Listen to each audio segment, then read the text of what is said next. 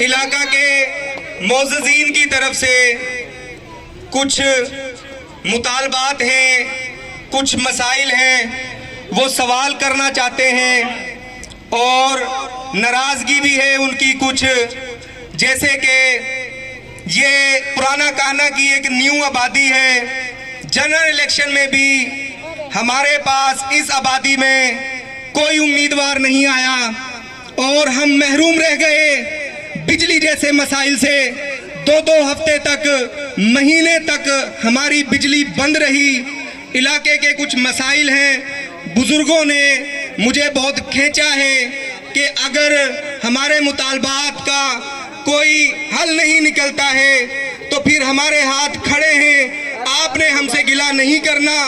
तो हमारा सबसे बड़ा मुतालबा ये है कि बिजली का एक इशू है, जो बिजली से हम महरूम रह जाते हैं। तकरीबन पिछले 2-3 साल से ये इशू चल रहा है।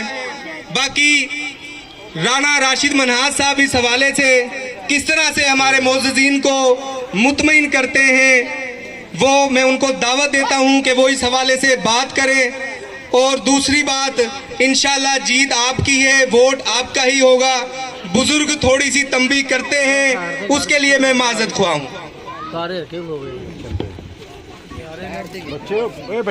बिस्मिल्लाहिर्रहमानिर्रहीम। आज दे प्रोग्राम दे मेज़बान अब्दुल रशीद साहब दा, इकराम भाई दा, उन्हां दे साथियां दा, ते ये जेड़े आबादी दे मसाइल जिन्हां दोस्तां ने दसे, ते मेरे नाल खड़े चेयरमैन साजिद अमीन साहब, अरशद मेंबर साहब, ते सब तो वध के मेरे बुजुर्गों, दोस्तों, नौजवान साथियों, मैं तुहाडा शुक्रिया अदा करना।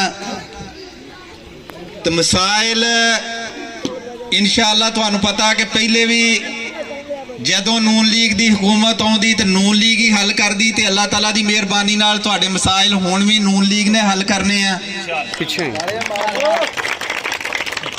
रस्ता भी तुहाडा देख लिया, कच्चे रस्ते तो गुजर के आए, ते तुहाडे बिजली के मसाइल भी देख ले, ते इंशाअल्लाह तुहाडे मसाइल असी हल करवावांगे सारी टीम मिल के।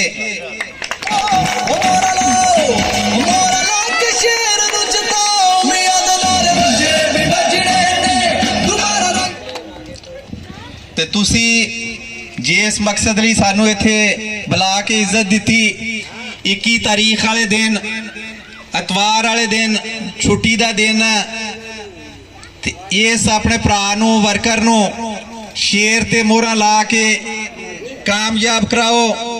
नवाज शरीफ साहब दे और शहबाज शरीफ साहब दे इस कारकुन नू, राणा मुबशर साहब दे साथी नू, ते ये सारी टीम दे साथी नू शेर ते मोहरा ला के 21 तारीख नू कामयाब कराओ। ते इंशाअल्लाह तुहाडे मसाइल पहले भी है, काने नू तुसी देखिया जो हाल काने दा हुंदा सी, ते अलीट टाउन अगली साइड ते अलीट टाउन च जिस तरीके ना सारा सीवरेज का पानी जाता सी, ते इंशाअल्लाह पहले भी तुहाडे मसाइल नून लीग ने हल कीते, ते हुण भी असी नुमाइंदगी करदे हां तुहाडी, भरपूर तरीके ना तुहाडे मसाइल हल करांगे। तुहाडी बहुत मेहरबानी, शुक्रिया जी।